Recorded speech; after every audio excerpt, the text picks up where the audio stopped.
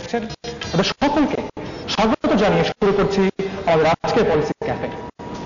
16 থেকে 35 বছর বয়সে যে কোনো তরুণ তরুণী যারা পলিসি বা দেশের নীতিমালা প্রণয়নে অংশগ্রহণ করতে চান বা পলিসি নিয়ে ভাবেন, তাদের জন্য আদর্শ প্ল্যাটফর্ম হচ্ছে এই পলিসি ক্যাফে। এখানে একজন অংশগ্রহণকারী কেবলমাত্র অংশগ্রহণকারী নয়, বরং তাকে বিবেচনা করা হয় পরামর্শক হিসেবে। এই উদ্যোগের মাধ্যমে দেশ ও জাতির ভবিষ্যৎ নির্মাণে যে কোনো ধরনের নীতি নির্ধারণী সিদ্ধান্তে তারুণ্যের অংশগ্রহণের যে প্রয়াস আজ শুরু হয়েছে, আমরা আশা করছি তা আমাদেরকে দিবে আধুনিক প্রযুক্তি ও জ্ঞান নির্ভর ডিজিটাল বাংলাদেশ। আমাদের আজকের পলিসি ক্যাফের বিষয় youth entrepreneurship, the engine for growth. এই বিষয়ে মতামত দেওয়ার জন্য আমাদের মাঝে আজকে উপস্থিত রয়েছেন প্রায় 70 জন তরুণ উদ্যোক্তা, এবং তাদের সাথে মতামত বিনিময় করার জন্য, তাদের বিভিন্ন প্রশ্নের উত্তর দেওয়ার জন্য, তাদের সমস্যাগুলো সরকারের কাছে সরাসরিভাবে তুলে ধরার জন্য আমাদের মাঝে উপস্থিত রয়েছেন মাননীয় প্রধানমন্ত্রী তথ্য প্রযুক্তি বিষয়ক উপদেষ্টা সজীব ওয়াজেদ জয়। ধন্যবাদ। কেমন আছেন? আমি ভালো আছি, অনেক ভালো আছি। আপনাকে অনেক ধন্যবাদ। আপনাদের সুধীমণ্ডলী, আপনাদের সবাইকে শুভেচ্ছা এবং ধন্যবাদ। অসংখ্য ধন্যবাদ। শুরুতেই কিছু ব্যক্তিগত প্রশ্ন, যদি কিছু মনে না করেন। অবশ্যই। আজকের বিষয় হচ্ছে ইউথ এন্টারপ্রেনারশিপ, এবং আমরা জানি যে আপনি নিজে একজন তরুণ উদ্যোক্তা। শিক্ষা জীবন শেষে আপনি উদ্যোক্তা হিসেবে আপনার ক্যারিয়ার শুরু করেছিলেন। আপনার এই এন্টারপ্রেনার হয়ে ওঠার জার্নিটি আমরা জানতে চাই, এবং জানতে চাই কি কি সমস্যা আপনি ফেস করেছিলেন এবং কিভাবে আপনি শুরু করলেন। শিওর।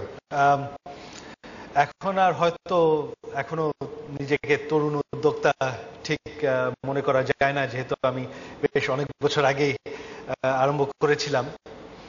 তো আমি যখন মার্কিন যুক্তরাষ্ট্রে আমার ব্যাচেলর্স করছিলাম কম্পিউটার ইঞ্জিনিয়ারিং এ, তো তারপরে আমি চাকরিতে চলে যাই ওখানে আপনার সিলিকন ভ্যালিতে একটি আইটি কোম্পানিতে।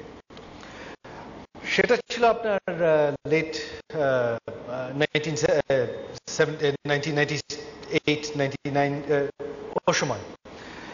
আপনাদের হয়তো খেয়াল আছে কিনা, সেই সময়টি ছিল আপনার সিলিকন ভ্যালির প্রথম টেক বাবল।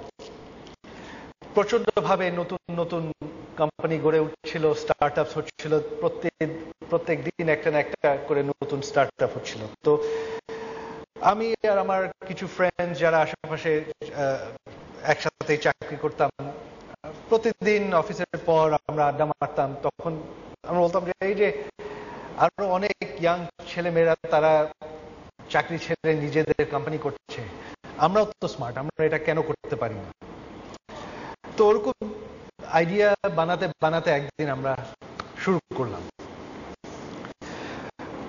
তো যে অভিজ্ঞতা হলো কিছুটা, যেটা এ পর্যন্ত বাংলাদেশে এই বিষয় নিয়ে আমি অলরেডি কিছু স্পেশালি আমাদের টেক সেক্টরের উদ্যোক্তাদের সাথে আলাপ করেছি, কনফারেন্স করেছি। তো মূল যে সমস্যা তারাও যেটা ফেস করছে সেটা কিন্তু আমরাও ফেস করেছিলাম। সেটা হচ্ছে যে একটা স্টার্টআপ কোম্পানি, একটা আইটি স্টার্টআপ কোম্পানির ফান্ডিং এর, কারণ একটা কোম্পানি করতে আপনার প্রচুর টাকার প্রয়োজন। অফিস নিতে হবে, ইকুইপমেন্ট কিনতে হবে, প্রোগ্রামার হায়ার করতে হবে। তো আমেরিকায় এমনি ব্যবসা শুরু করা খুবই সহজ ব্যাপার। এখানে যেটা দেখি, এখানে তো আপনার একটা ব্যবসা করতে একটা ফর্মের বেশ অনেকগুলো ডকুমেন্ট, সার্টিফিকেট, অনেক কিছু দিতে হয়। আমেরিকায় অত কিছু লাগে না, অনলাইন আপনি কিন্তু 10-15 মিনিটে একটা কোম্পানি স্টার্ট করতে পারেন। তবে ওই ফান্ডিং এর বিষয়টা কিন্তু এটা ওখানেও একটা চ্যালেঞ্জ।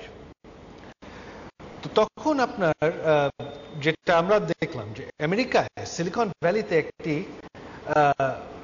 নতুন পদ্ধতিতে একটি ফান্ডিং মেকানিজম চলে আসলো, যেটা ট্র্যাডিশনাল ইন্ডাস্ট্রিজে ছিল না। সেটা হচ্ছে আপনার ভেঞ্চার ফাইন্যান্সিং।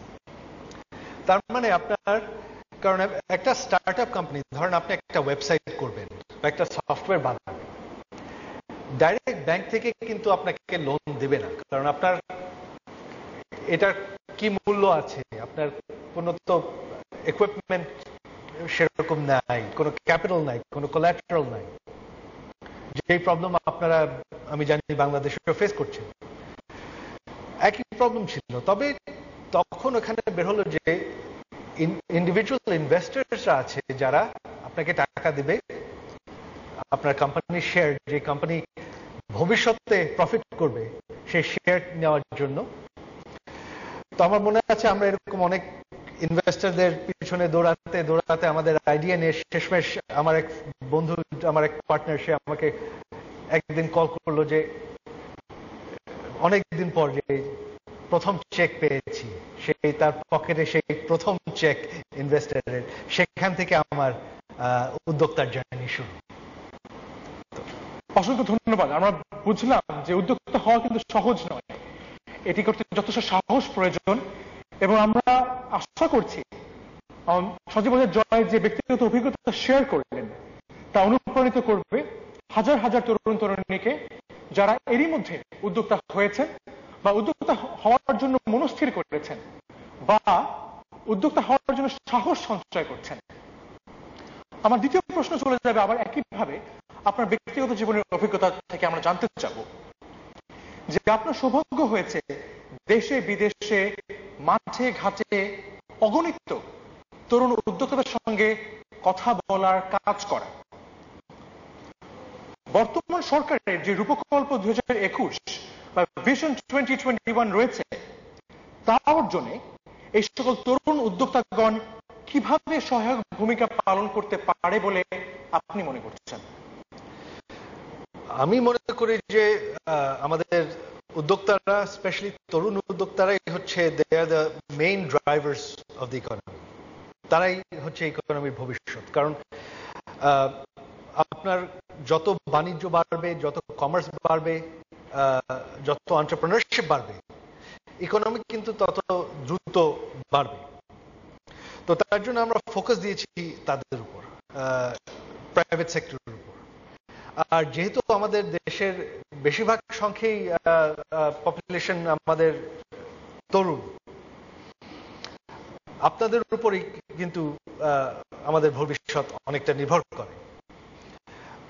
আমরা দেখেছি যে যেটা সব দেশই হয়, আপনার ট্রেডিশনাল যে বিজনেস হাউসেস যেগুলো পারিবারিক ভাবে চলে আসছে অনেক বছর ধরে, তারাই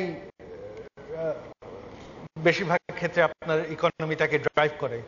তবে এক সময় কিন্তু তারাও স্টার্ট আপ ছিল, হয়তো আজকে যে চালাচ্ছে তার নানা বা দাদা সেই কোম্পানি প্রতিষ্ঠিত করেছিলেন।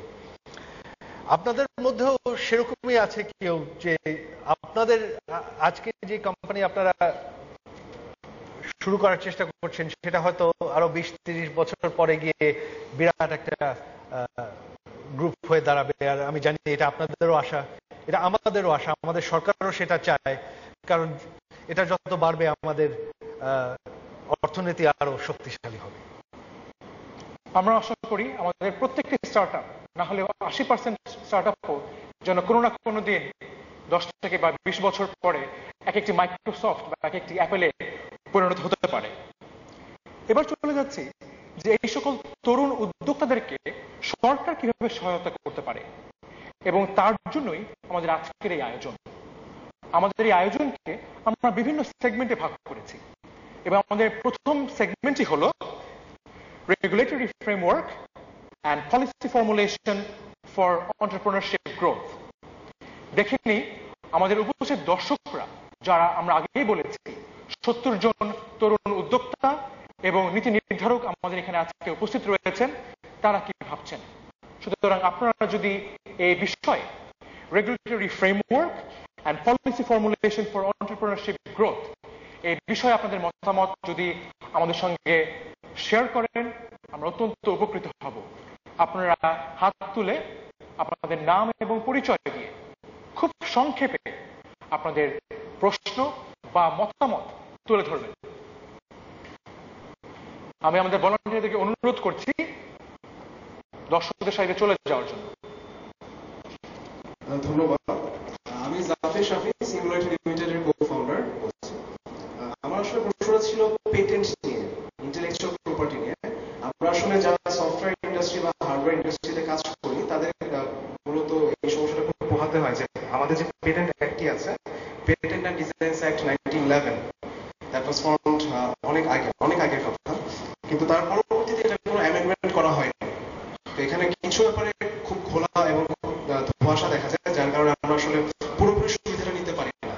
এবং তার পাশাপাশি ইন্টারন্যাশনাল যে পেটেন্ট ট্রিটিটি আছে, সেই পেটেন্ট ট্রিটিতে বাংলাদেশ সাইন করেনি। বাংলাদেশ করেছে দুটি ট্রিটিতে, একটি হচ্ছে গিয়ে ট্রিপস এবং আরেকটি হচ্ছে গিয়ে অনেক আগে 1995 সালে। তার পরবর্তীতে যে পিএলটি করা হয় তাতেও সাইন আপ করা হয়নি বাংলাদেশের পক্ষ থেকে। তো ইন্টারন্যাশনাল যে সাপোর্টটা আমরা পেতে পারি পেটেন্টের ক্ষেত্রে, সেটা আমরা পাই না পুরোপুরি। এই ব্যাপারে কি পলিসিতে আমাদের কোনো সাহায্য করতে পারে কিনা? অসংখ্য ধন্যবাদ। আর কারো কোনো প্রশ্ন আছে?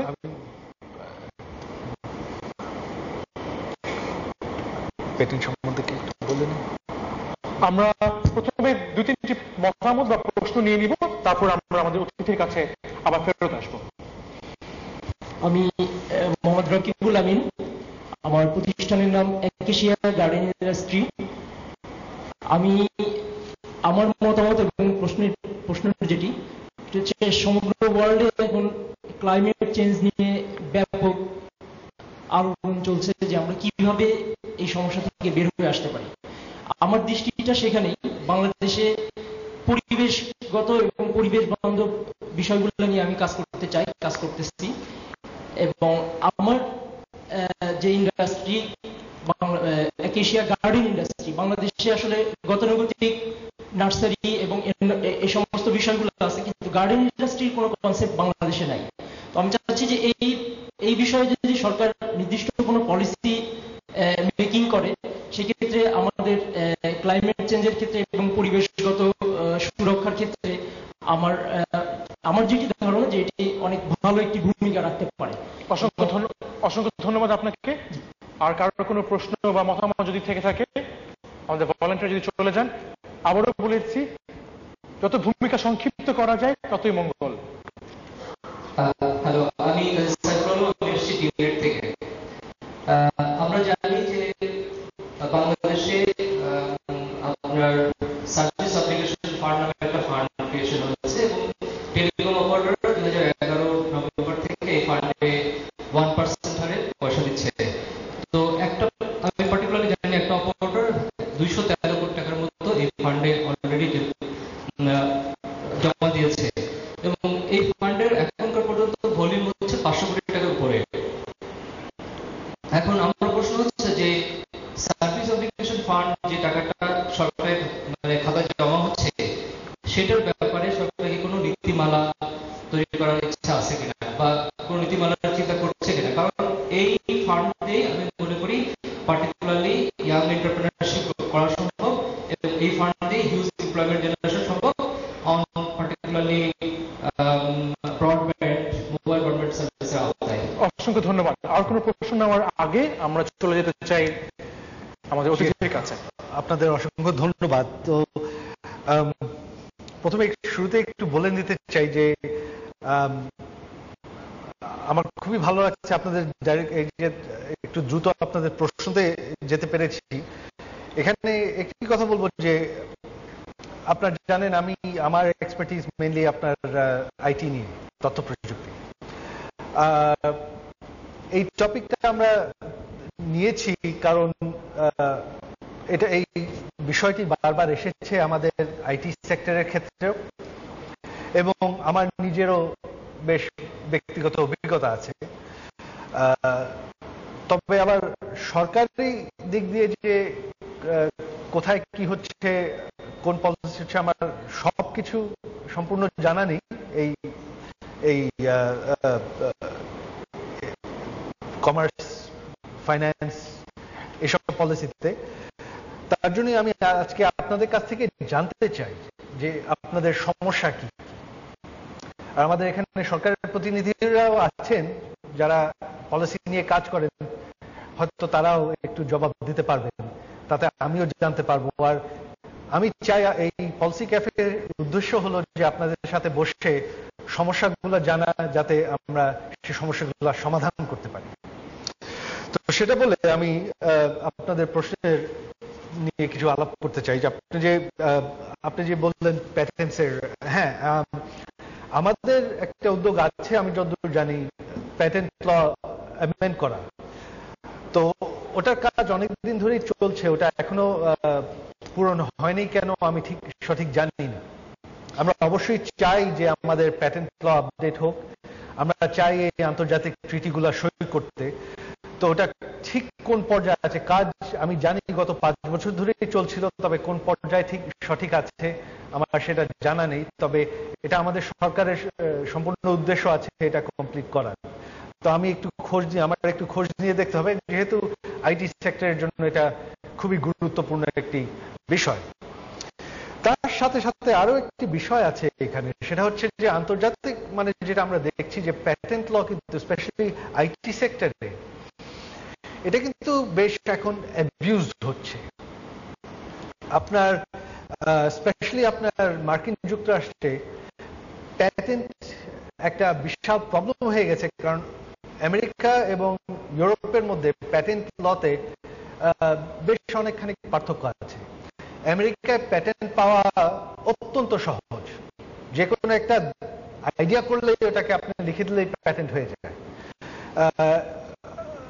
ইউরোপে সাধারণত বারটা আর একটু কঠিন, আপনার একটা প্রোডাক্ট দেখাতে হবে। তো আমেরিকায় যে সমস্যাটা হচ্ছে যে যার যখন একটা আইডিয়া আসছে সে লিখে নিচ্ছে সাধারণ একটা আইডিয়া, যেটা ধরেন সবাই অলরেডি ইউজ করছে, ওটা যদি কেউ প্যাটেন্ট না করে থাকে যে কোনো ব্যক্তি সেটা প্যাটেন্ট করে নিতে পারে। সেটা কিন্তু আবার ঠিক না। যেমন এই যে আপনার দেখা যায় যে মোবাইল ফোনের যে আঙ্গুল দিয়ে চাপ দিয়ে অপারেট করা, ওটাকেও কেউ প্যাটেন্ট করে রেখেছে।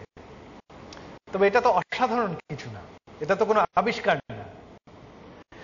সো আমি চাই ওটা অ্যাভয়েড করতে বাংলাদেশে। এটাই আমার প্যাটেন্টের উপর আমার সামান্য একটু মতামত।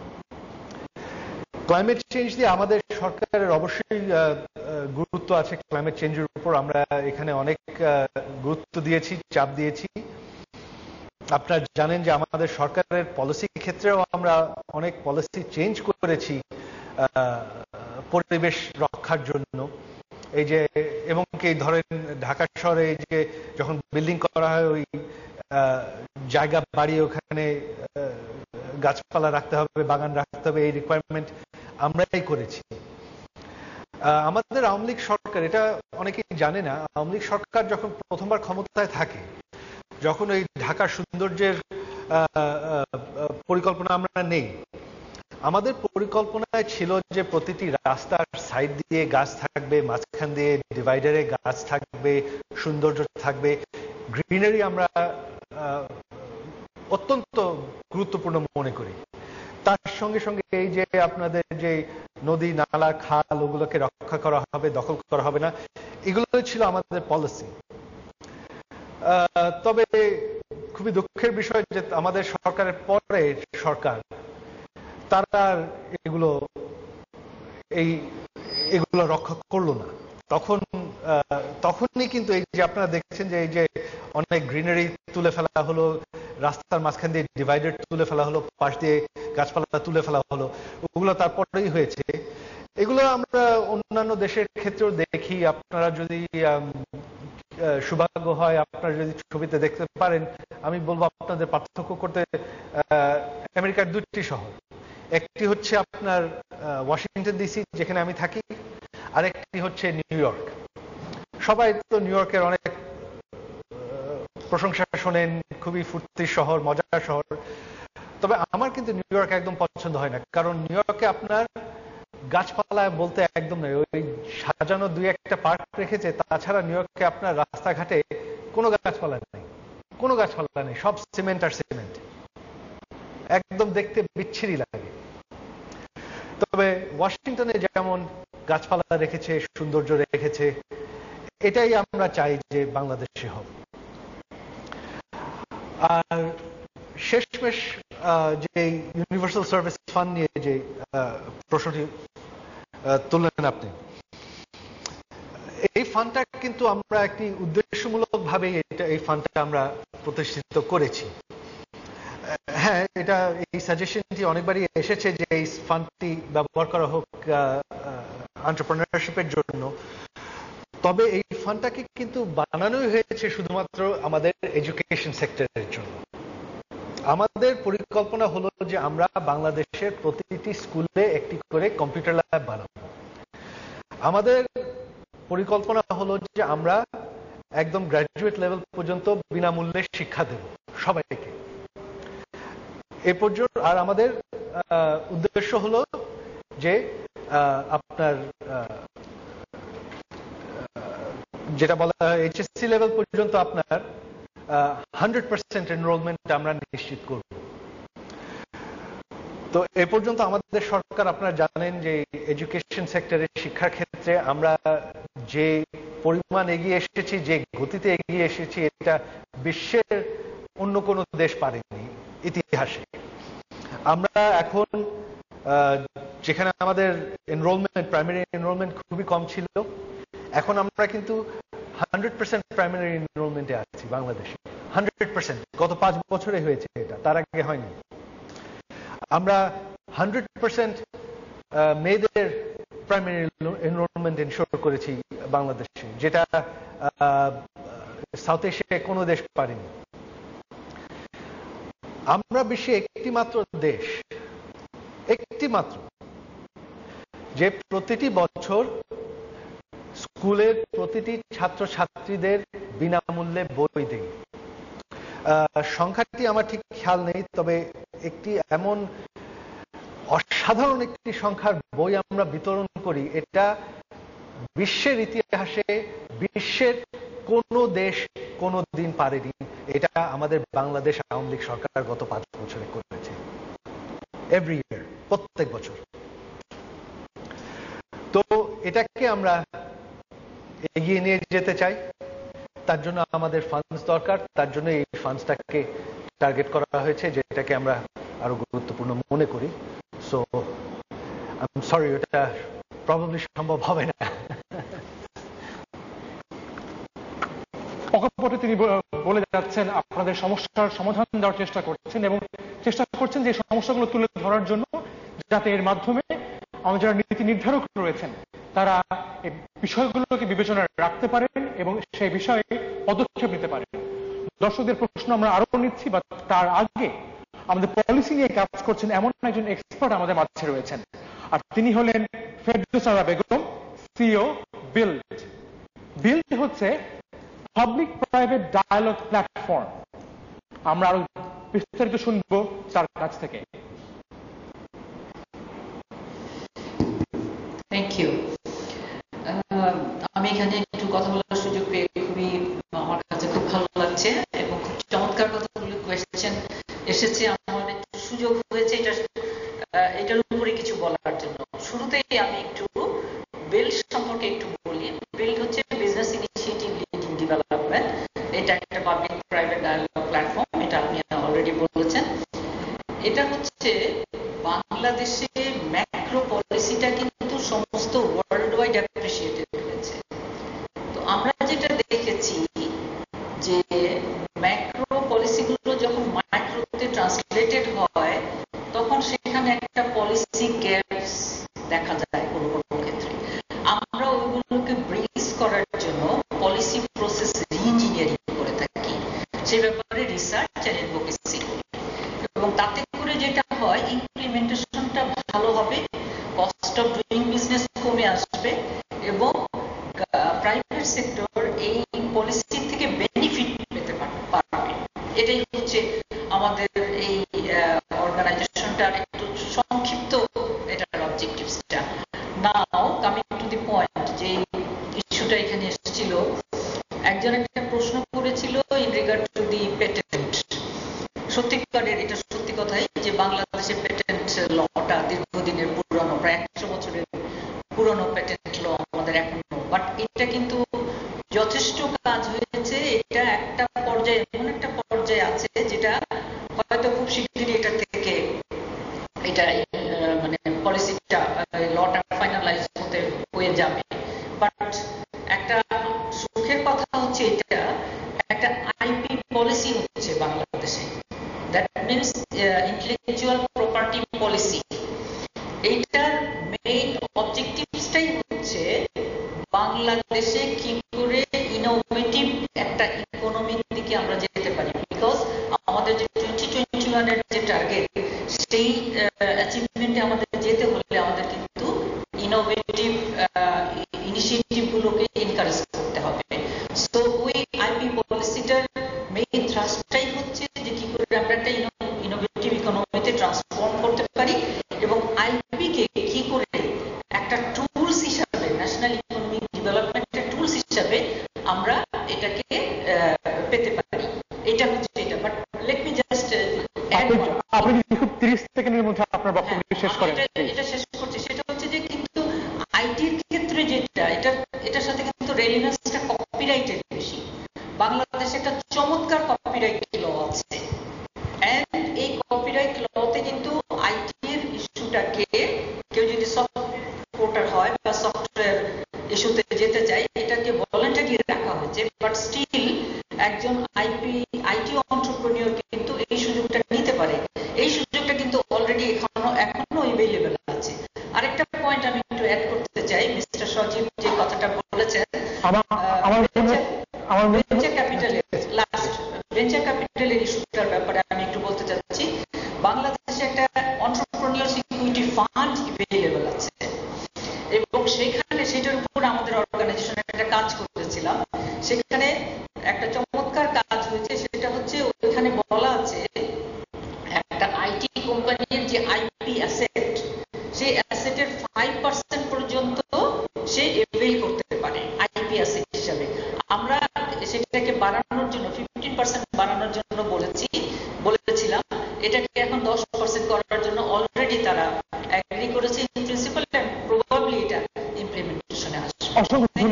অসংখ্য ধন্যবাদ আপনার এই তথ্যগুলো আমাদেরকে দেওয়ার জন্য। আশা করছি এই তথ্যগুলো আমাদের যারা তরুণ উদ্যোক্তা রয়েছেন তারা মাথায় রাখবেন। যে ইয়েফ ফান্ডের কথা উনি বলেছেন, সেই ইয়েফ ফান্ডের কি করে অ্যাপ্লাই করতে হয়, আশা করি তারা বিশারদ যারা রয়েছেন তাদেরকে জিজ্ঞেস করবেন এবং এক্সপ্লোর করার চেষ্টা করবেন। আবার চলে যাচ্ছি আমাদের দর্শকদের কাছে।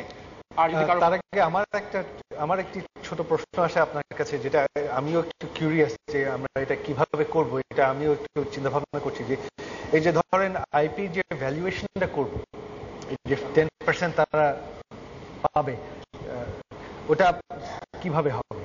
এটা কোনো একটা পয়েন্ট, এই কথাটা আমরা বলেছি খুব রিসেন্টলি, কিন্তু ইন্ডাস্ট্রিয়াল পলিসি 2015 হতে যাচ্ছে, এটার ড্রাফটিং এর কাজটা হচ্ছে, আমরা কিছুটা সেখানে কন্ট্রিবিউট করছি। এটা ইট ইজ পারফেক্টলি অলরাইট। বিভিন্ন দেশ কিন্তু আইপি ভ্যালুয়েশনের জন্য বিভিন্ন রকম টেকনিক তারা অ্যাপ্লাই করে। বাংলাদেশেও টু সাম এক্সটেন্ট কিছুটা কাজ হয়েছে, কিন্তু আইপি ভ্যালুয়েশনের জন্য এখনো পর্যন্ত সেরকম কোনো ফর্মুলা নাই। আমরা সেটার জন্য পার্সু করছি, আশা করছি যে ইন্ডাস্ট্রিয়াল পলিসিতে কোনো একটা ডিরেক্টিভস আসতে পারে। Thank you. অসংখ্য ধন্যবাদ। আমরা চলে যাচ্ছি পার্টিসিপেন্টদের কাছে।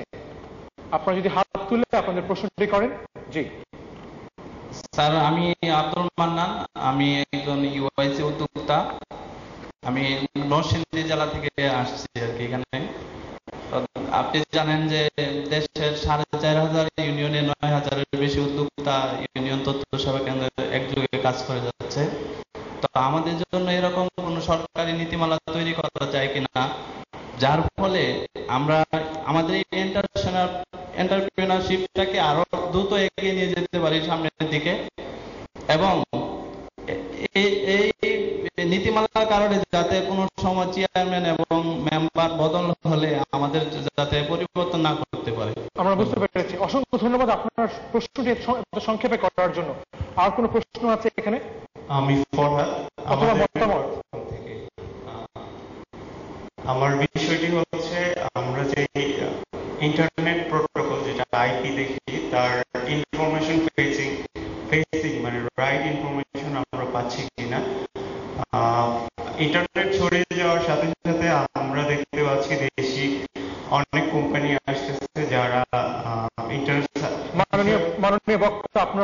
সংক্ষেপে করবেন বা মতামতটি সংক্ষেপে দিবেন। ইন্টারনেট সার্ভিস নিয়ে অনেক ব্যবসা আসছে, ফলে আমরা অনেক সময় দেখতে পাচ্ছি যদি কোনো প্রতিষ্ঠান সে ময়মনসিংহে শুধুমাত্র তার প্রোডাক্ট বিজ্ঞাপন দিতে চায় বা এরকম কিছু উদ্যোক্তারা ময়মনসিংহে কাজ করতে চায়, বাট আইপি গুলো ময়মনসিংহে না, সবগুলোই ঢাকা কিংবা চিটাগাং ভিত্তিক।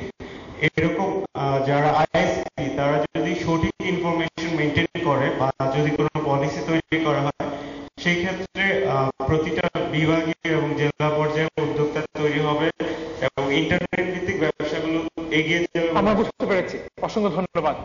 আর কেউ কি মতামত দিতে চান এই মুহূর্তে? পিছনের সারিতে একজন রয়েছেন।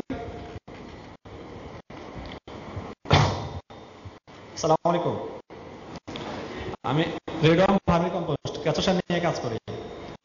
আমার এখানে মূলত যে কোশ্চেনটা, এই সারটা বাংলাদেশে এখন পর্যন্ত সবচেয়ে দাম কম এই সারের মধ্যে, সারা পৃথিবীর মধ্যে। এই সারটা আমরা এখন এক্সপোর্টে পারতেছি না, সাপটাতে এই সারটা অন্তর্ভুক্ত হয়নি। আমার অনুরোধ রইল যে এই সারটাকে সাপটা চুক্তিতে অন্তর্ভুক্ত করা যায় কিনা এবং এই সার রপ্তানির ক্ষেত্রে নগদ সহযোগিতা অন্তর্ভুক্ত করা যায় কিনা। থ্যাংকস। অসংখ্য ধন্যবাদ। আমরা চলে আসছি আমাদের কাছে। অত্যন্ত ধন্যবাদ। তো আমাদের যে ইউনিয়ন তথ্য সেবা কেন্দ্রের যে উদ্যোক্তা, তাদের নিয়ে হ্যাঁ আপনাদের জন্য আমরা ফ্যাসিলিটিস দেওয়ার চেষ্টা করছি। আরো আমরা তো এই যে তথ্য সেবা কেন্দ্রের যে ডিজাইনটা, এটা তো সরকারি করা, এটা কিন্তু আসলে ধারণাটাই ছিল আমার, পরিকল্পনাটাই ছিল আমার, যে প্রতিটি ইউনিয়নে একটি সাইবার ক্যাফের মতন হবে। তো সেখানে সরকার, আমরা আপনাদের ওই অফিসে জায়গা দেই, লোন দিয়ে কম্পিউটারটা ব্যবস্থা করে দিই। তো আমরাও চাই না যে এখানে আপনাদের আরো সুযোগ সুবিধা করার ব্যবস্থা আমরা করছি, এটা আপনাদের নিয়ে এবং আমাদের যে তথ্য প্রযুক্তির উপমন্ত্রী ওনাকে নিয়ে আমরা একসাথে বসেছিলাম, সমস্যাগুলো শুনতে পেরেছি। তো আপনাদের আরো সহযোগিতা কিভাবে করা যায়, আপনাদের কিছু ফাইন্যান্সিং এর বিষয়, আরো লোনের বিষয়, কিভাবে আপনার সহজে হয়তো একটু লোন নিতে পারেন আমাদের এসএমই ফাউন্ডেশন থেকে বা ইএফ ফান্ড থেকে, সেগুলোর উপর কাজ আমরা অলরেডি আরম্ভ করেছি।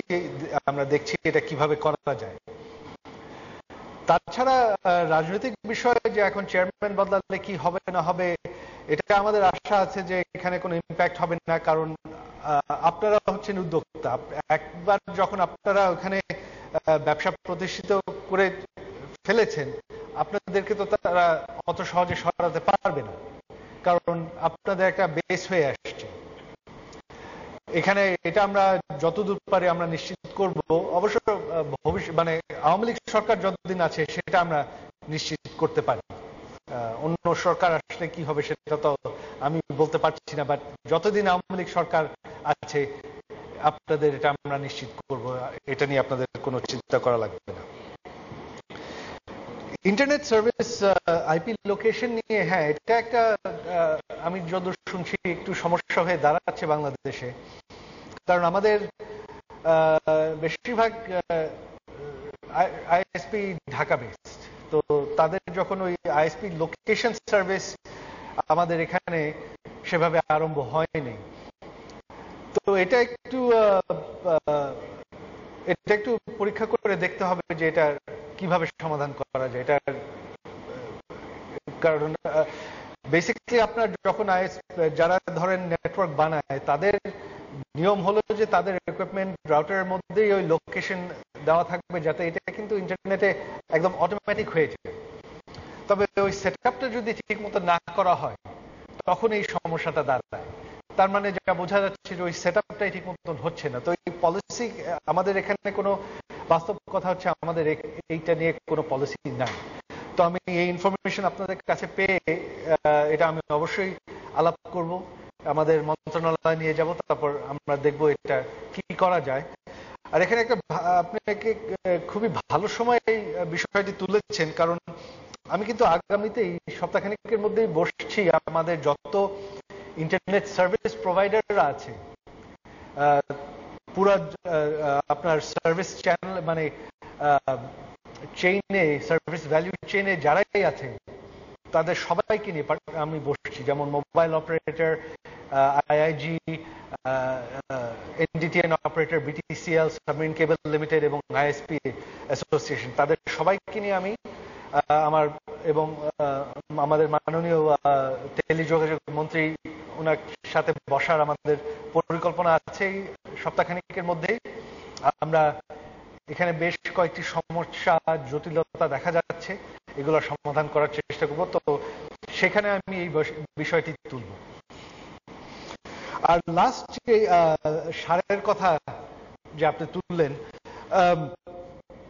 এখানে হ্যাঁ বাস্তব যে সারের দাম বাংলাদেশে বেশ সস্তা, তবে এটা বিষয়টি হলো যে আমাদের দেশে কিন্তু বিরাট পরিমাণে সারের প্রয়োজন। হ্যাঁ অবশ্যই আপনারা দেশে বিনিয়োগ করতে পারলে আরো বেশি মূল্য পাবেন, তবে তখন কিন্তু আমাদের কৃষকের কাছে অভাব পড়ে যাবে। তার জন্যই এখানে একটু সরকার ধীরে যাচ্ছে, মেইনলি দেশের লাভের জন্য, কৃষকদের লাভের জন্য। তো এটা অবশ্যই এটা চিরদিন থাকবে না, যখন আর সারের উৎপাদন যত বাড়তে থাকবে তত ইজি হবে এটা এক্সপোর্ট করতে। বাট আপাতত এটার আমি যতদূর জানি কোনো পরিকল্পনা নাই, আর এটা হওয়া কঠিন হবে। দর্শকদের কাছে আবার চলে যাচ্ছি।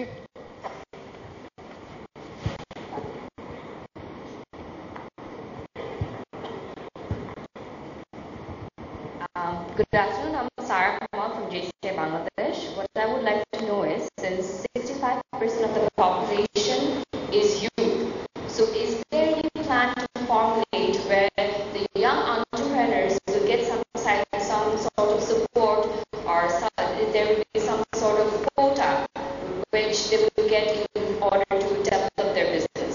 Thank you.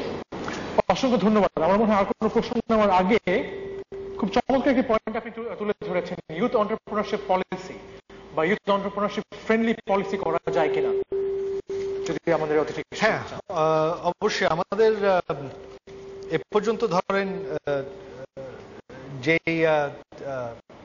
উদ্দেশ্য ছিল যে উদ্যোক্তাদের জন্য, স্পেশালি ইয়াং এন্টারপ্রেনারদের জন্য কি কি সুবিধা দেওয়া যায় আর তাদের কি কি সমস্যা, সেগুলো আমরা প্রথমে দেখলাম। তো এগেন সবারই প্রথম সমস্যা ছিল ফাইন্যান্স। আপনার স্টার্টআপের জন্য ফাইন্যান্স পাওয়া বাংলাদেশে অত্যন্ত কঠিন।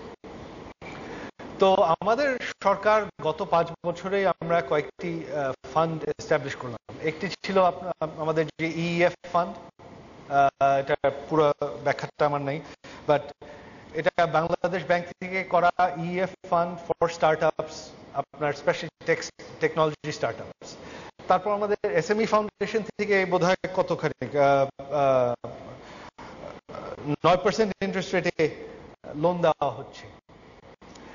তো এগুলো আমরা নিয়েছি। এখন যেটা শুনতে পাচ্ছি যে তাছাড়া এখন নেক্সট স্টেপ কি নেওয়া যায়, এখানে কিন্তু আপনাদের একটু ফিডব্যাক প্রয়োজন যে নেক্সট কি করা যায়, আপনাদের কোন জায়গায় সমস্যাটা বেশি হচ্ছে, সেগুলো জানতে পারলে কিন্তু সেই সমস্যাগুলো আমরা অ্যাড্রেস করতে পারবো। কারণ আগে মেইন সমস্যাটা ছিল ফাইন্যান্স। সো এখন ফাইন্যান্সিং এর কিছুটা ফ্যাসিলিটিস হয়েছে, বাট এখন নেক্সট আপনাদের কি, যেমন একটা শুনতে পাচ্ছি যে সরকারি প্রজেক্টে যেমন মিনিমাম একটা এক্সপিরিয়েন্স লাগে। এটা কিন্তু মেইনলি ডিপেন্ড করে প্রজেক্টের সাইজের উপর। প্রজেক্ট যত বড় হবে তত এক্সপিরিয়েন্সটা বেশি প্রয়োজন।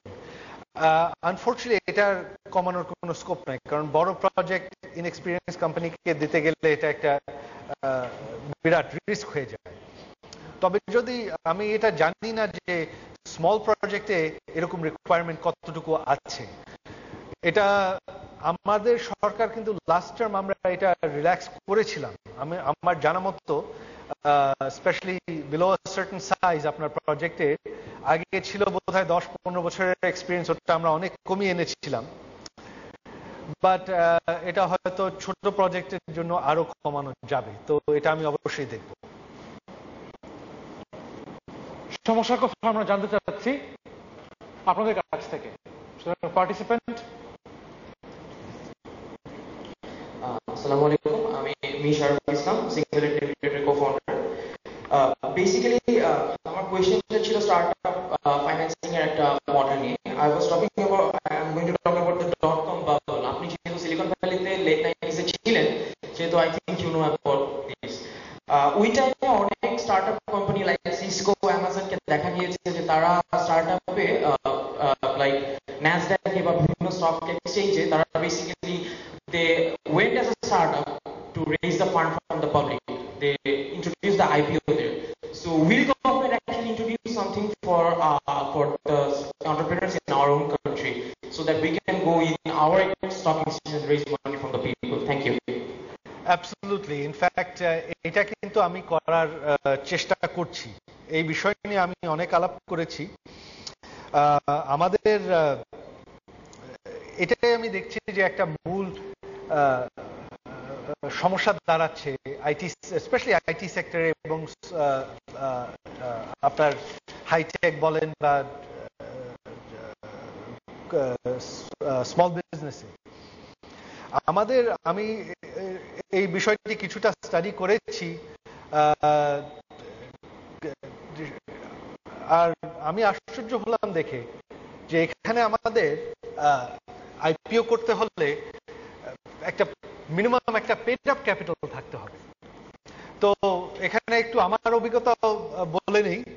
আমরা যখন আমার যে প্রথম কোম্পানি ছিল সিলিকন ভ্যালিতে, তো আমরা বেশ ভালোই করছিলাম। আমাদের একটা সফটওয়্যার ছিল, আমাদের মাসে ইনকাম ছিল প্রায় তখনকার দিনে $2 লক্ষ মতন। বাট এটা এখনো ব্রেক ইভেনে যায়নি। প্ল্যান ছিল যে বছর খানিকের মধ্যে ব্রেক ইভেন হবে আর তখন আমরা আইপিও করব, সেটা আমাদের প্ল্যান ছিল। আনফর্চুনেটলি তখন ওখানে বাবলটা বার্স্ট হলো, মার্কেট ক্র্যাশ হলো, অনেকগুলো বেশিরভাগ আইটি কোম্পানি আর আইপিও করতে পারলো না, আমরাও সেখানে আইপিও করার সুযোগটা পেলাম না। তবে আমরা প্রসেসটা শুরু করেছিলাম। আর এখানে আমি যখন খোঁজ নিয়ে দেখলাম এখানে প্রসেসটা কি, শুনে আশ্চর্য হলাম। এই যে আমাদের আমেরিকায় সেরকম পেড আপ ক্যাপিটালের খুব একটা কনসেপ্ট নাই। আপনার ইন্টেলেকচুয়াল প্রপার্টিরই একটা ভ্যালু আছে। আপনার ধরেন যদি একটা ওয়েব পোর্টাল থাকে, ওয়েব পোর্টালে আপনার ভিজিটরদের সংখ্যার একটা মূল্য থাকে। নাহলে এই যে আজকে ফেসবুকের যে $100 বিলিয়ন আইপিও, ফেসবুক কিন্তু আজ পর্যন্ত একটি টাকা প্রফিট করেনি। ফেসবুক কিন্তু লসে চলে। তবে তাদের ইউজার বেস আছে বিশাল একটি, 1 বিলিয়ন মানুষের উপর। তার জন্যই তাদের ভ্যালুয়েশন হচ্ছে $100 বিলিয়ন। তো এখানে আমাদের সম্পূর্ণ আইপিও এবং স্টক এক্সচেঞ্জের পলিসি চলে আসছে শুধুমাত্র ওই ট্র্যাডিশনাল বিজনেস মডেলে, যে একটা ফ্যাক্টরি করবেন, কারখানা বানাবেন, বা কোম্পানির ব্যালেন্স শিট থাকবে বিশাল, সেখান থেকে আপনারা পেড আপ ক্যাপিটাল দেখিয়ে, জমিয়ে দেখিয়ে তারপর আইপিও করতে পারবেন। বাট স্পেশালি আইটি সেক্টরে এবং স্টার্টআপের ক্ষেত্রে সেটা সম্ভব না। তো আমাদের যেসব কিছু কিছু আইডিয়াস ডিসকাস করা হয়েছে, যেমন একটা যেটা অন্যান্য দেশে করা হয়েছে, যেটা আমরা করতে পারি, যে আমরা একটা শুধু স্টার্টআপদের জন্য একটা স্মল ক্যাপ এক্সচেঞ্জ করতে পারি। সেখানে রিকোয়ারমেন্ট অনেক কম হবে, হয়তো পেড আপ ক্যাপিটাল সামান্য, আপনার প্রফিট সামান্য হয়তো প্রফিট না থাকলেও ভ্যালুয়েশন, আর মেইন চ্যালেঞ্জটা হলো ভ্যালুয়েশন। তো আমি আসলে খুবই আনন্দিত, সেই কারণে আপনাকে প্রশ্নটা করলাম, কারণ আমিও জানতাম না যে আমাদের এখানে কোনো কাজ হচ্ছে কি না, নাহলে আমি এখানে একটু নজর দিতাম যে স্টার্ট আপ ভ্যালুয়েশন করার জন্য একটা স্টার্ট আপের মূল্য কি, তার স্টকের কি ভ্যালু হতে পারে, যদিও তার পেড আপ ক্যাপিটাল নাই বা প্রফিট নাই, তার ইন্টেলেকচুয়াল প্রপার্টি বা অন্যান্য কিছুর তো একটা ভ্যালু আছে, একটা মূল্য আছে। ওটা কি মূল্য হতে পারে ওটার যাচাই করার জন্য আমাদের একটি পলিসি দরকার, একটা ফ্রেমওয়ার্ক দরকার। তো আমি অত্যন্ত আনন্দিত শুনে যে সেটার উপর আপনারা কাজ করছেন। তো আর এখানে আরো একটি বিষয় ছিল, আমার জবাবটি একটু লম্বা হয়ে যাচ্ছে, তবে একটু আপনাদেরকে একটু ডিটেল ব্যাখ্যা দিতে চাই। সেটা হলো যে আমাদের এ পর্যন্ত কিন্তু আমাদের স্টক মার্কেটটাও সেরকম ম্যাচিওর ছিল না। অন্যান্য দেশের স্টক মার্কেটের নিজস্ব ফ্রেমওয়ার্ক, আইন কানুন অনেক ওয়েল এস্টাবলিশড। গত 200 বছরে কিন্তু তাদের ওয়েস্টার্ন স্টক মার্কেটেও বারবার ক্র্যাশ হওয়ার পর, অনেক কিছু ধ্বংস হয়ে যাওয়ার পর, অনেক মানুষ অনেক তাদের লাইফ সেভিংস হারানোর পর তারা প্রতিবার তাদের স্টক মার্কেটকে স্ট্রেংথেন করে, আইনগুলোকে আরো শক্তি করে। সে কারণেই কিন্তু আজকে তাদের স্টক মার্কেট অত প্রতিষ্ঠিত। আমাদের স্টক মার্কেটটা কিন্তু সেরকম ছিল না। আপনারা জানেন গত টার্মে, তার আগেও আমাদের ক্র্যাশ হয়েছে। স্টক মার্কেটে সবসময় ক্র্যাশ হয়, এটা প্রত্যেকটি দেশেই হয়। আমেরিকায় আমরা গত এই কয়েক বছরেই একটি ক্র্যাশ থেকে রিকভার করেছি, কেবলমাত্র এই গত বছর খানিকেই কিন্তু আমেরিকান স্টক মার্কেট রিকভার করেছে। এর আগে কিন্তু যাদের আমেরিকায় সেভিংস আছে, ওখানে তো বেশিরভাগ সেভিংস থাকে স্টক মার্কেটেই। আমাদের কিন্তু মানে জীবনের সেভিংস এর 40% ভ্যালু রাতারাত শেষ হয়ে গেছিল। তবে গত বছর দুয়েকে সেটা আবার ফেরত চলে এসেছে, যেহেতু স্টক মার্কেটটা রিকভার করেছে। এখানে আমাদের যখন ক্র্যাশ হলো, তখন আমরা স্টাডি করে দেখি স্টক মার্কেটের কি কি সমস্যা ছিল। তো সেগুলো আমরা কিছুটা সমাধান করতে পেরেছি। যেমন আমরা স্টক মার্কেটে ডিমিউচুয়ালাইজেশন করেছি, এটা আমাদের আওয়ামী লীগ সরকারেরই করা এই গত টার্মে। তাতে গত টার্মে যে ভুলভ্রান্তি হয়েছে সেগুলো হওয়ার সুযোগ এখন কম, সেই সুযোগগুলোই আমরা বন্ধ করে দিয়েছি। তো এই বিভিন্ন কারণেই আমার নিজস্ব একটি উদ্যোগ আছে। তো এটা অবশ্যই আমরা দেখছি যে এটা কিভাবে কি করা যায়। স্টার্টআপ নিয়ে যেহেতু বারবার কথা হচ্ছে, সেহেতু আমাদের পার্টিসিপেন্টদেরকে আমি জানাতে চাই, এবং আমি অত্যন্ত আনন্দিত যে আপনাকে জানাতে পেরে যে গত 1 বছরে স্টার্টআপ নিয়ে কিন্তু বাংলাদেশে অনেক কাজ হচ্ছে। যেমন বিভিন্ন প্রোগ্রাম, যেমন startup weekend, startup cup, lean startup, বিভিন্ন প্রোগ্রাম শুরু হয়েছে। এবং এক্ষেত্রে আমাদের মাঝে পার্টিসিপেন্ট হিসেবে আজকে একজন আছেন যিনি নিজে একজন উদ্যোক্তা, এবং শন গ্রিফিন পৃথিবীব্যাপী যে স্টার্টআপ কাপ নামে একটি বিজনেস মডেল কম্পিটিশন ছড়িয়ে দিয়েছেন বাংলাদেশে তার লাইসেন্সি হোল্ডার। আমি মিনহাজ আনোয়ারকে কিছু বলার জন্য অনুরোধ করছি।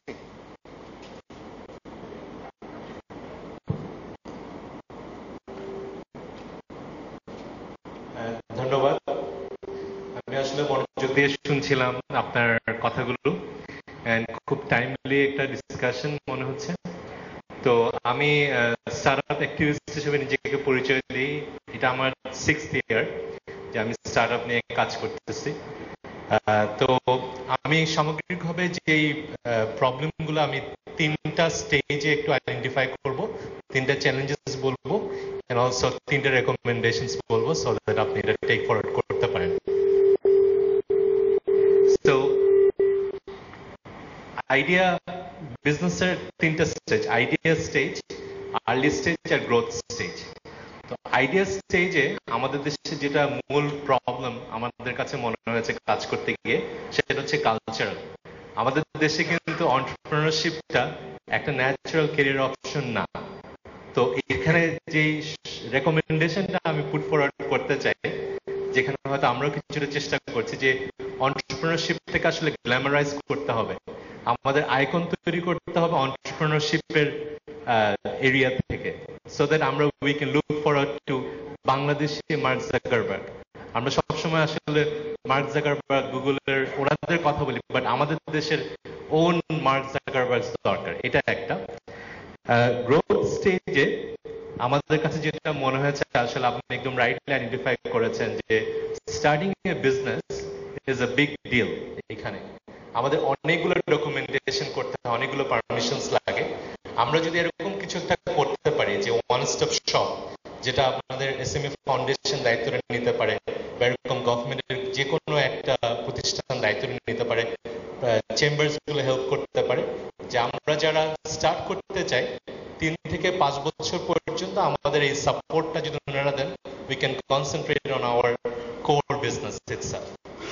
ফাইনালি আপনার গ্রোথ স্টেজে আপনি যেটা বলতেছিলেন যে ফান্ডিং ইজ এ প্রবলেম, তো আমার কিছু জিনিস মনে হয়েছে যে এখানে আসলে স্টার্টআপদেরকেও ইনভেস্টমেন্ট রেডি করার একটা ব্যাপার আছে, যেটা নিশ্চয়ই আপনি সিলিকন ভ্যালিতে দেখেছেন। অনেক ইনকিউবেটরস আছে, ওয়াই কম্বিনেটরের কথা আমরা জানি, অ্যাক্সেলারেটরস আছে, আমার নিজেরও একটা ইনকিউবেটর আছে বিসকিউব নামে। মাননীয় বক্তা, আপনাকে অসংখ্য ধন্যবাদ। আমরা আরো বিস্তারিত শুনবো এর পরবর্তী সেগমেন্টে, কারণ আমাদের পরবর্তী সেগমেন্টই হচ্ছে startup business model, investment and youth platform. অনুষ্ঠানে এই পর্যায়ে একটি বিরতি নিতে আমরা বাধ্য হচ্ছি। বিরতির পরেও আমাদের সঙ্গে থাকবেন সজীব বজের জয়, থাকবো আমরা, আশা করছি আপনারাও থাকবেন।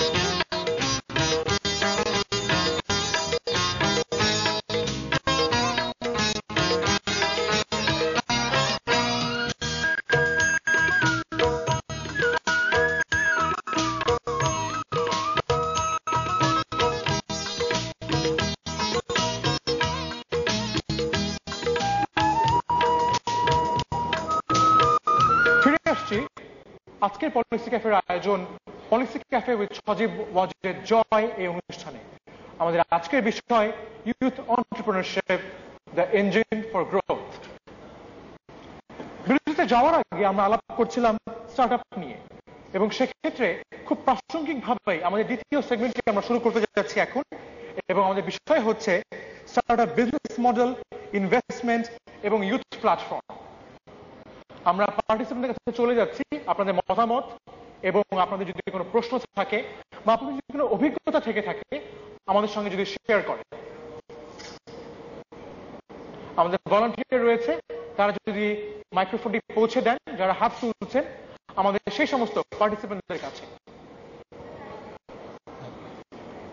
আমি আসলে যে তিনটা রেকমেন্ডেশন পুট ফরওয়ার্ড করতে চাচ্ছিলাম, কিওয়ার্ড তিনটা হচ্ছে স্টার্টআপদের জন্য রেডিনেস, আর যারা স্টার্টআপদেরকে নিয়ে কাজ করি আমরা, আমাদের ফান্ডস ম্যানেজমেন্ট, ভ্যালুয়েশন, এগুলো নিয়ে আমাদের ক্যাপাসিটি, সেকেন্ড ওয়ার্ড।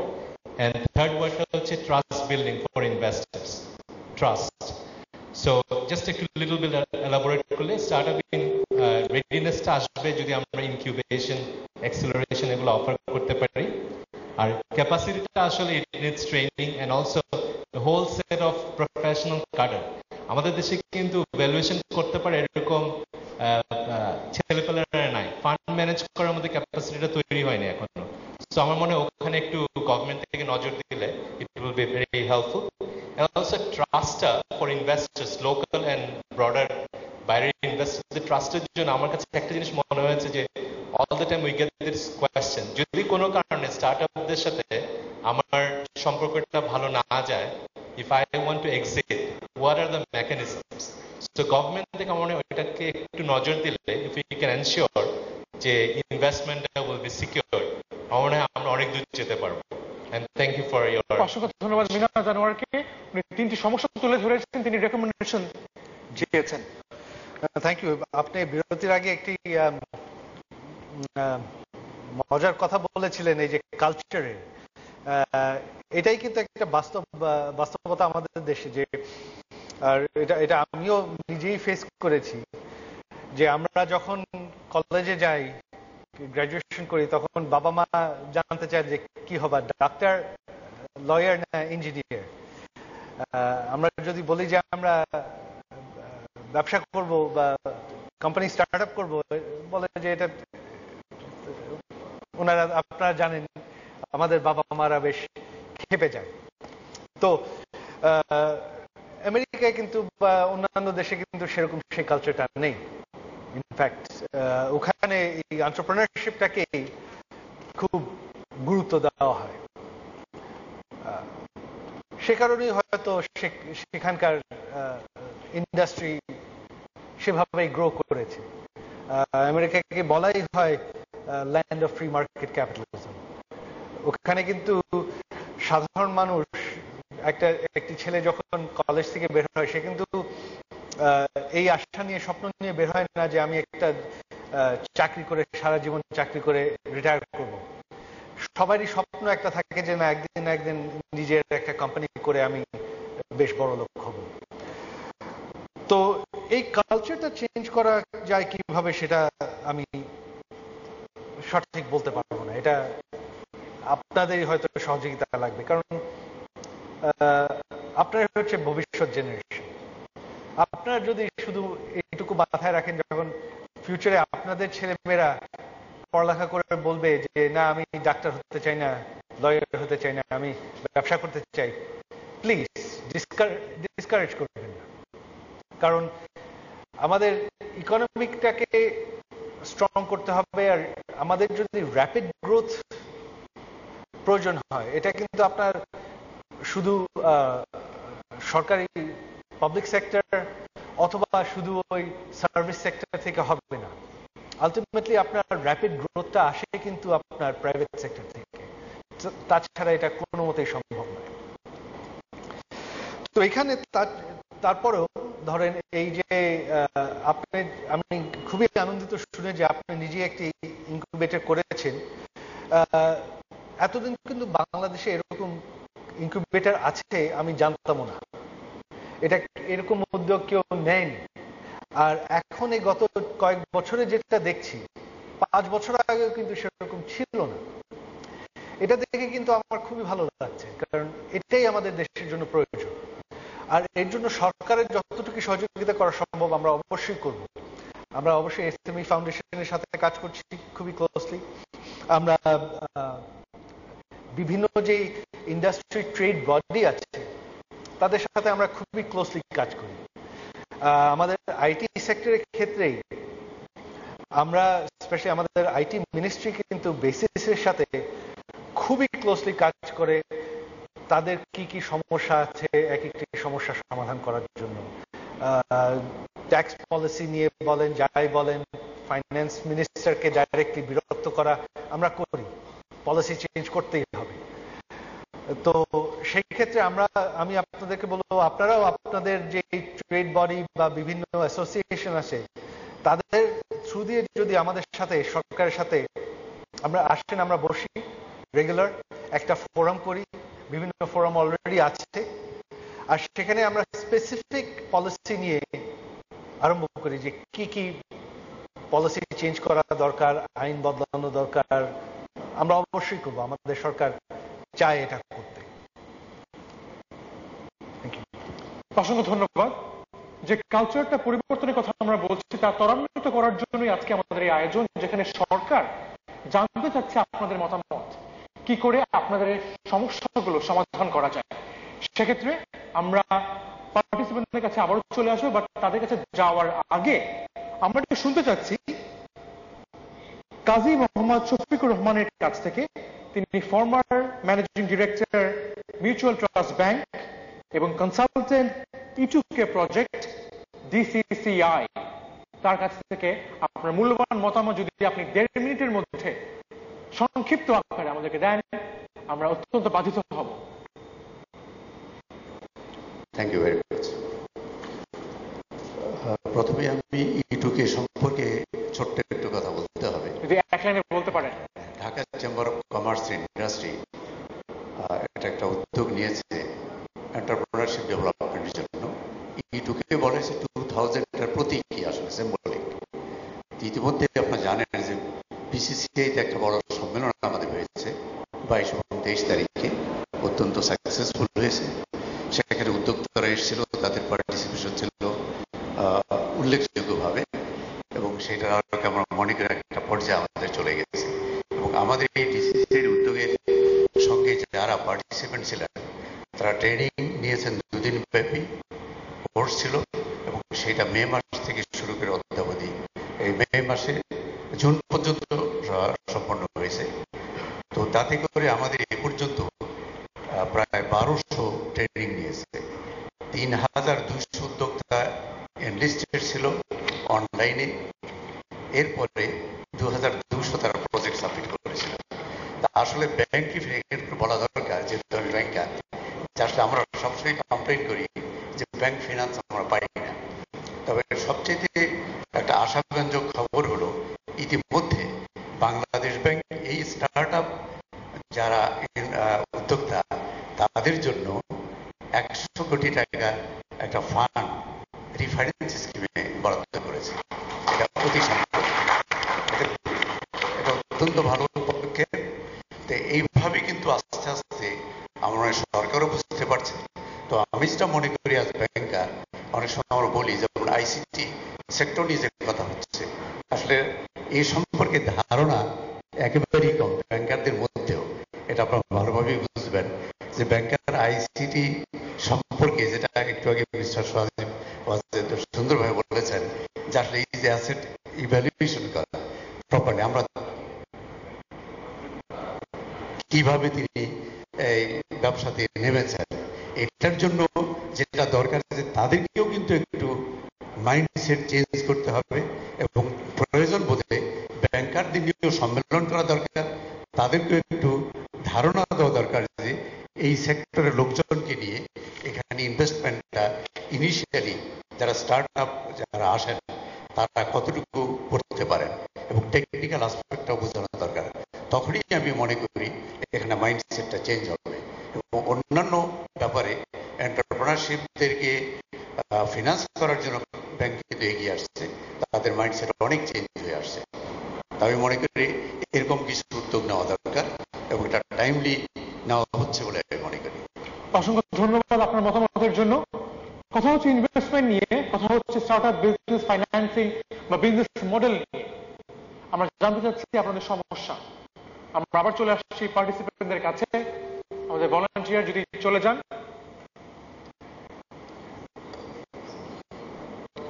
নাম পরিচয় দিয়ে খুব সংক্ষেপে আপনার প্রশ্ন বা মতামত যদি আমাদেরকে দেন।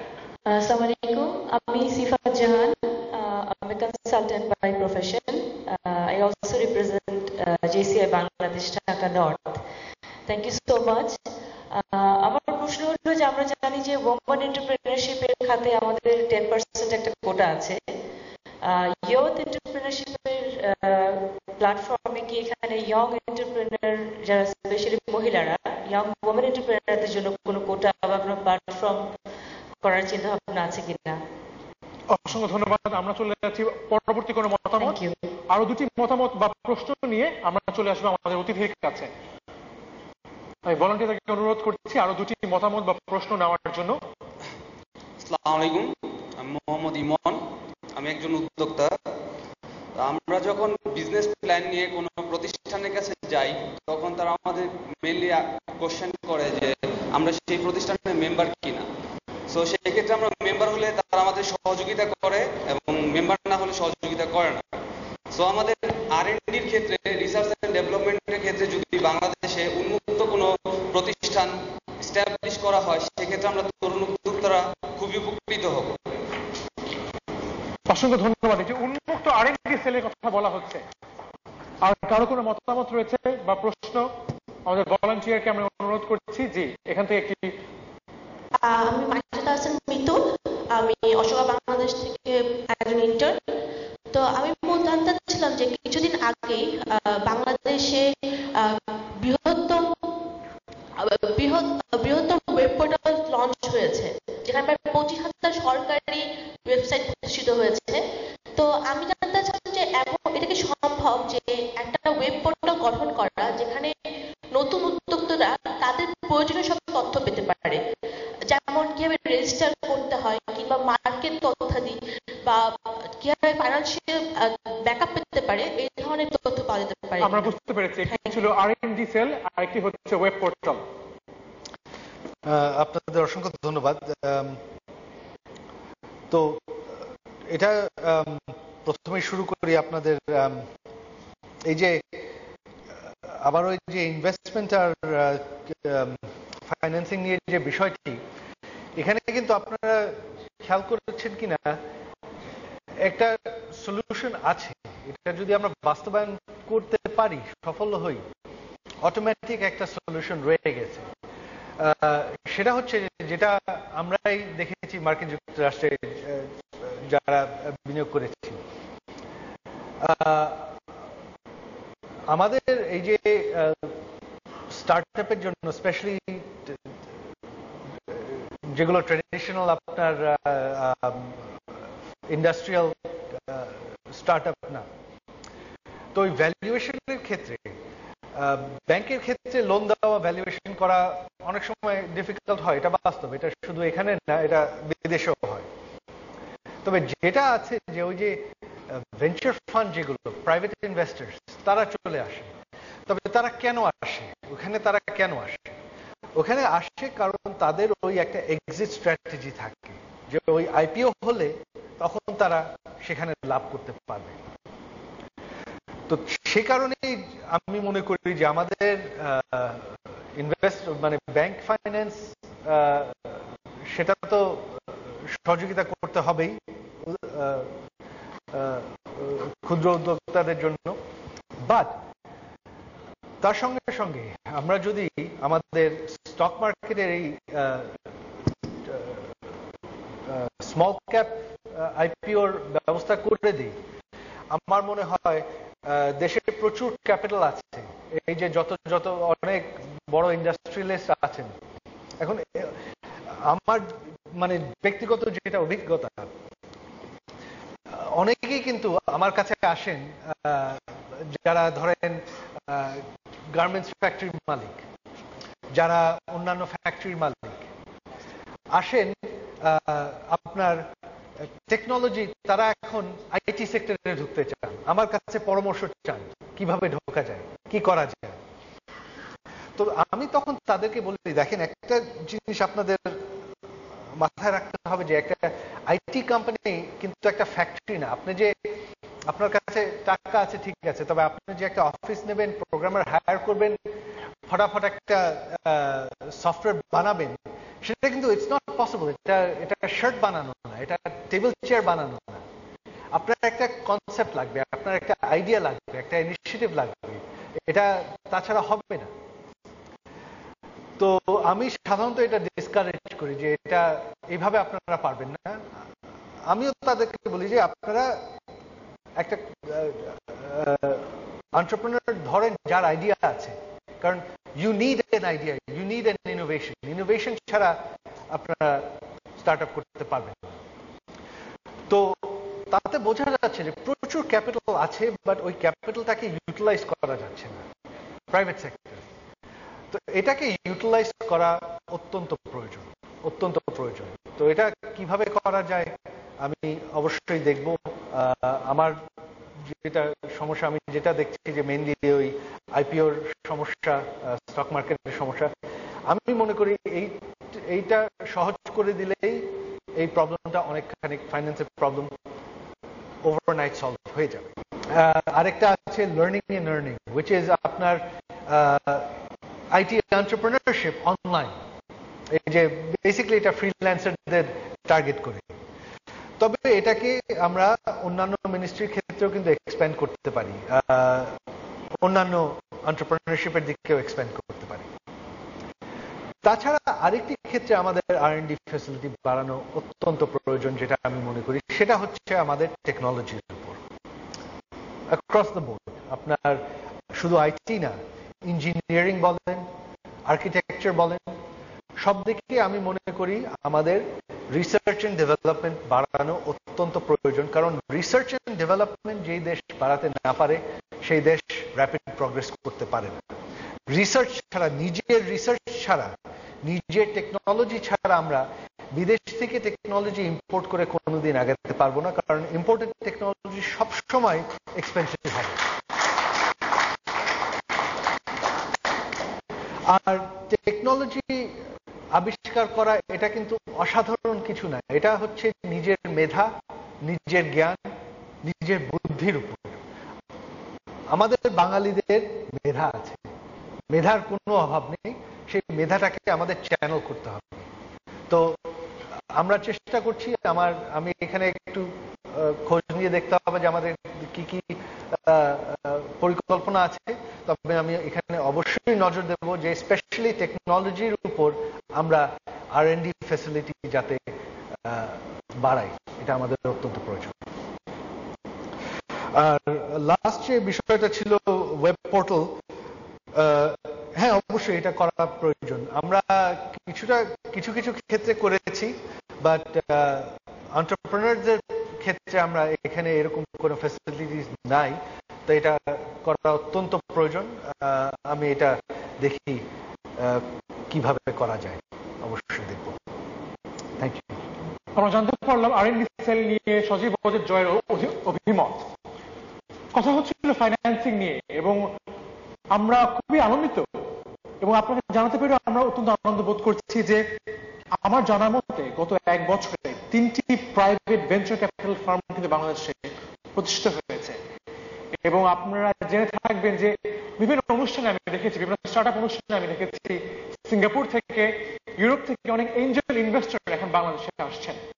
এবং আমরা আশা করছি যে সরকার এই ক্ষেত্রে আরো একটু এগিয়ে আসছে, তাহলে আমার মনে হয় এই ধরনের ফাইন্যান্সিং যে প্রবলেমগুলো রয়েছে তা অনেকাংশেই কেটে যাবে। পার্টিসিপেন্টের কাছে আবার চলে যাচ্ছি, আপনাদের মতামত বা প্রশ্ন যদি অকপটে আমাদের সঙ্গে শেয়ার করেন। আসসালামু আলাইকুম, আমার নাম ABM আহসানুল হক, আমি রেডওয়াম ভার্মি কম্পোস্ট থেকে। আমি একজন নতুন উদ্যোক্তা। তো আমার এখানে একটা কথা, সেটা হলো আমার মাননীয় প্রধানমন্ত্রী শেখ হাসিনার নেতৃত্বে মিঠা পানিতে মুক্তা চাষ একটা সফলভাবে সম্পন্ন হয়েছে। কিন্তু এই প্রকল্পটা আমরা যারা নতুন উদ্যোক্তা আমরা যদি করতে চাই আমরা কিন্তু এটা কোনো সঠিক কোনো টেকনোলজি বা কোনো কিছু পাচ্ছি না, এটা একটা গ্যাপিং। আর এছাড়া আমরা যে নতুন কিছু যারা ইনোভেটিভ কিছু করছি, যেমন আমি এটা ফার্টিলাইজার তৈরি করতেছি ভার্মি কম্পোস্ট, যেটা কেঁচো সার, যেটা উন্নত বিশ্বে খুব সমর্থিত, বাংলাদেশে এখন সেটা অনেকে করছে, বাট আমি সেটাকে বাণিজ্যিকভাবে করতে চাচ্ছি। এবং আমার মাননীয় প্রধানমন্ত্রী যে মুক্তাচারের যে প্রকল্পটা সফল প্রকল্প, ওটা আমরা পাচ্ছি না আমার এখানে। এটা আর আমি যে ভার্মি কম্পোস্ট তৈরি করতেছি এবং এই তৈরি করে যে আমি যে বাণিজ্যিকভাবে যাব, এটার জন্য কিন্তু ফিল্ড টেস্ট দরকার। তা আমি ফিল্ড টেস্টের জন্য বিভিন্ন প্রতিষ্ঠানে গিয়েছি, তারা আমার থেকে এক একটা ফসলের জন্য অনেক টাকা পেমেন্ট চাচ্ছে। তো আমার এই সমস্যা এবং আমরা ইনফরমেশন পাচ্ছি না যে বাংলাদেশের নতুন নতুন আমাদের প্রধানমন্ত্রী এবং বিভিন্ন আমাদের যারা গবেষক আছেন তাদের ইয়াতে যে আমরা যে বিভিন্ন অনেক জিনিস তৈরি হচ্ছে বাংলাদেশে, সেই ইনফরমেশনটা আমরা পাচ্ছি না যে ওটা আমরা যেভাবে নিয়ে যাব। তো আমার এখানে কোশ্চেন দুটা। মাননীয় বক্তা, আমরা মনে হয় বুঝতে পেরেছি প্রশ্নটি। একটি ছিল ইনোভেশনের যে ডিসেমিনেশনটা হচ্ছে কিনা এই ইনফরমেশনটা, এবং সেক্ষেত্রে হচ্ছে আপনার যে নিজস্ব ইনোভেশন আছে, কি করে আপনি নাকি বিজনেস মডেল দ্বারা কি করে বাজারে আপনি বিক্রি করবেন। এবং যেটা আমরা চাচ্ছি যে আমরা একটা প্ল্যাটফর্ম হচ্ছে যেখানে আমরা আমাদের আইডিয়াটা নিয়ে যাব এবং ওইখান থেকে আমাদের এটাকে সরকারের একটা এখানে যেগুলো অনেক ফান্ড আছে যে আমাদের এই জিনিসটাকে উন্নত বাণিজ্যিকভাবে মার্কেটে দেওয়ার জন্য আমরা যারা নিউ এন্টারপ্রেনার ইয়ং এন্টারপ্রেনার তাদেরকে যেন এখান থেকে সাহায্য করা। অসংখ্য ধন্যবাদ, আমরা বুঝতে পেরেছি। আর কোন মতামত রয়েছে?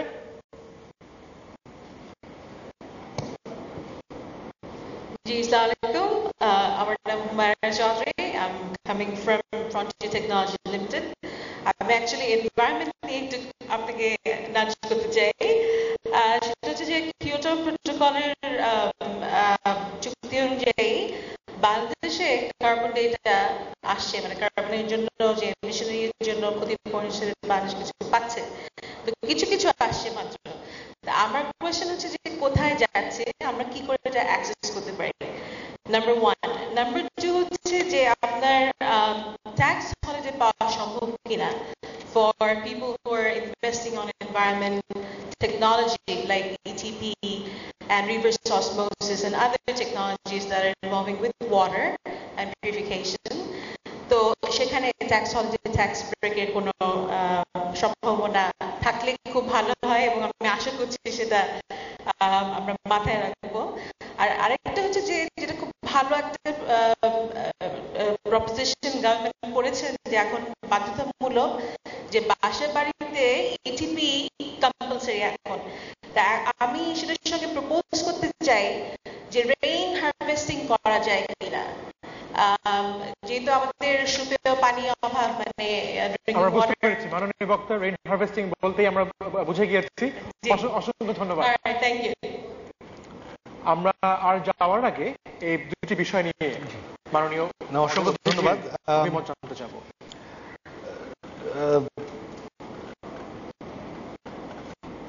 বাস্তব এখন ধরেন আপনার যে মার্কেটিং এবং ইয়া নিয়ে যে বিষয়টি প্রথম আসলো, তো এখানে আসলে হ্যাঁ এটা আপনার যেটা সমস্যা আমি বুঝতে পারছি মেইনলি মার্কেটিং।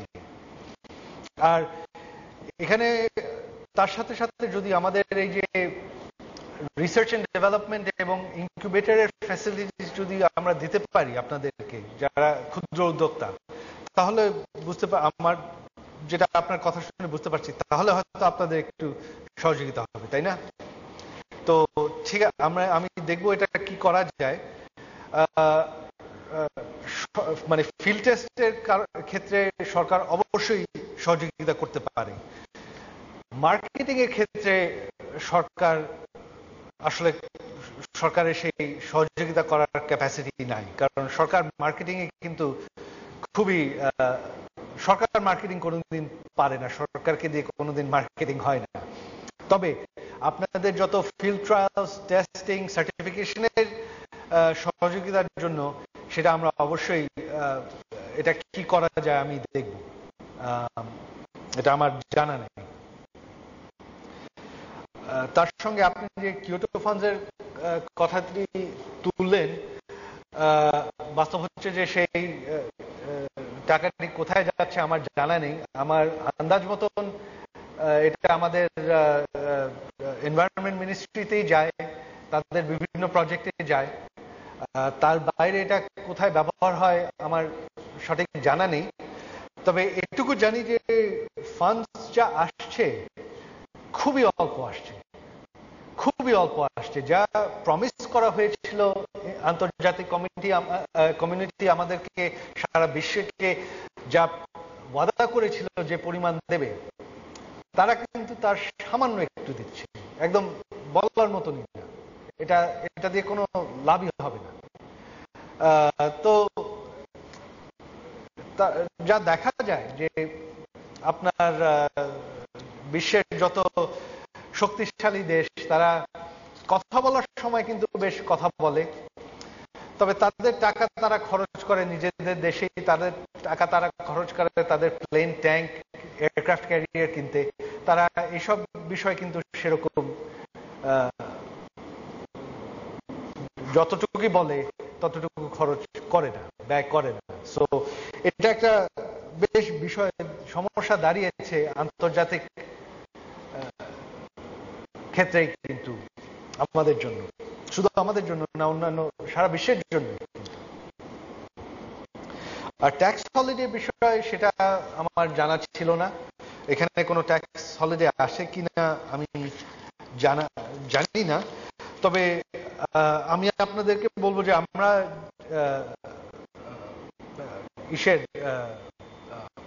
কি বলে আইটি সেক্টরের ক্ষেত্রে যেটা করেছি, আমরা কিন্তু বেসিসের প্রেসিডেন্টকে লাগিয়ে রেখেছি ফাইন্যান্স মিনিস্টারের পিছনে। যখনই এই বাজেট তৈরি হয় তার আগে থেকেই আমরা লেগে থাকি যে ভবিষ্যতে আমাদের আগামী বছর বা আগামী 5 বছরে আমাদের কি কি ফ্যাসিলিটিস চাই আইটি সেক্টর থেকে। আমরা লেগে থাকি, লেগে পুশ করতে করতে সেগুলো আদায় করে ছাড়ি কিছুটা, যতটুকু সম্ভব।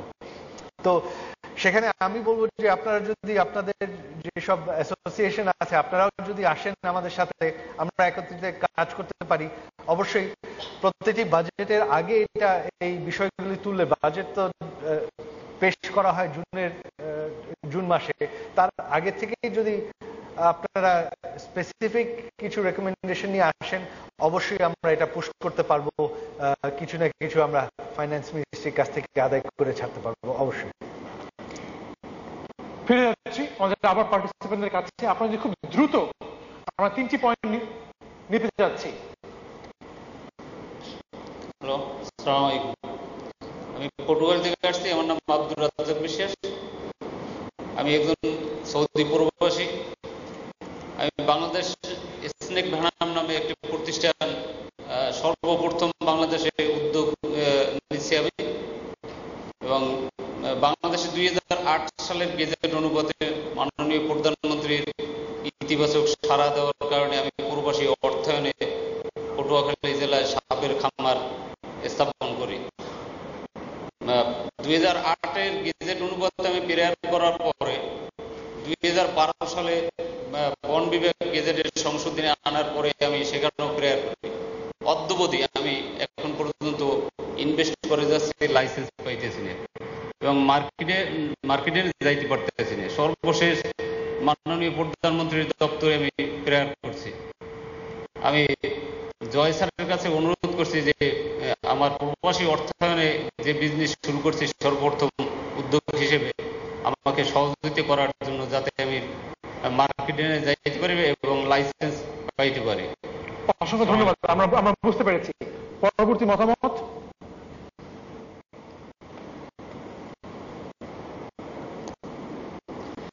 Hello, my name is Shine Ismail Mona, and I work for United Nations Industrial Development Organization, and I'm also here representing JCI Dhaka West.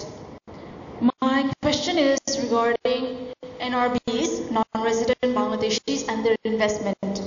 আমার প্রশ্ন হচ্ছে যে we know a lot of NRBs যারা দেশে ফিরতে চায়, দেশে ফিরে ইনভেস্ট করতে চাচ্ছে, বাট তারা স্কোপ পাচ্ছে না। They don't have the market analysis. They don't know where to do, what to start, when to start, and what to do. এখন, is there any possibility, is there any way of bringing these investors and people who are inventors under one roof, making them angel investors and doing something for these NRDs? অসংখ্য ধন্যবাদ। আপনার প্রশ্নটি আমরা মতামতটি এবং প্রশ্নটি আমরা ধরতে পেরেছি। আর যদি কারোর কাছে কিছু থাকে। আসসালামু আলাইকুম, আমার নাম শামসুল আরেফিন, আমি গ্রিন এনার্জি সলিউশনস লিমিটেডের কো-ফাউন্ডার। আমার মতামত ছিল, মানে প্রশ্ন না, এটা হচ্ছে মতামত রিগার্ডিং দ্য এন্টারপ্রেনারশিপ কালচার, যেটা নিয়ে আমরা কথা বলছিলাম, কালচার এবং স্টার্টআপ এবং ফান্ডিং। তো সবকিছুকে মিলিয়ে আমার যেটা একটা মতামত সেটা হলো, আমরা যদি এই এন্টারপ্রেনারশিপ ইকোসিস্টেমে একাডেমিয়াকে ইনভলভ করতে পারি, লাইক একটা ইঞ্জিনিয়ারিং স্টুডেন্টের 4th year project can B A one startup idea. সেটাকে যদি ইউনিভার্সিটি তার নিজস্ব কোনো ফান্ড থেকে ফাইন্যান্স করে, বা ইউনিভার্সিটির অ্যালুমনাই অ্যাসোসিয়েশনের যদি ওই রকমের একটা ফ্রেমওয়ার্ক থাকে, ওখান থেকে যদি ওই আইডিয়াটাকে প্রমোট করা হয় এবং বিজনেস মডেলটাকে যদি সেভাবে ডেভেলপ করা হয়, তাহলে academia can be one aspect যেটা এই কালচারটাকে চেঞ্জ করতে পারবে। তখন একটা ছেলের বাবা মা দেখবে যে তার ইউনিভার্সিটি তো এটা প্রমোট করে, সো পারসেপশনটা চেঞ্জ হবে। অসংখ্য ধন্যবাদ। Thank you. এটা কিন্তু একটা চমৎকার সাজেশন আমি বলবো, কারণ এটা কিন্তু বিদেশে হচ্ছে। এই যে আমরা R&D বললাম, ইউনিভার্সিটি লেভেলেই R&Dটা শুরু হয়, আর সেখান থেকে কিন্তু এন্টারপ্রেনারশিপ প্রমোট করা হয়। তো এইটা কিন্তু আপনি প্রথম ব্যক্তি যে এই সাজেশনটা দিলেন, আর আমি মনে করি এটা অত্যন্ত এফেক্টিভ হতে পারে। কারণ ছেলে মেয়ে তখন বলছে না যে আমি কলেজে যাব না বা শুধু BBA পড়বো, বাট ইউনিভার্সিটি যদি লাইফে যদি দেখা যায় যে একটি আইডিয়া, একটি ইনোভেশন, একটা এন্টারপ্রেনারশিপ প্রমোট করা হয়, তাহলে তখন তো বাবা মার আর মানে নেগেটিভ বলার স্কোপটা কমে যায়। Thank you very much for your suggestion. এখানে আপনার যে বিষয়টি নিয়ে তুললেন, আপনার স্পেসিফিক ব্যবসাটা কি, এটা না বোঝা পর্যন্ত, না জানা পর্যন্ত আমি আসলে কিছু বলতে পারছি না। তো এটা আসলে একটু ডিটেলস জানতে হবে, কারণ মানে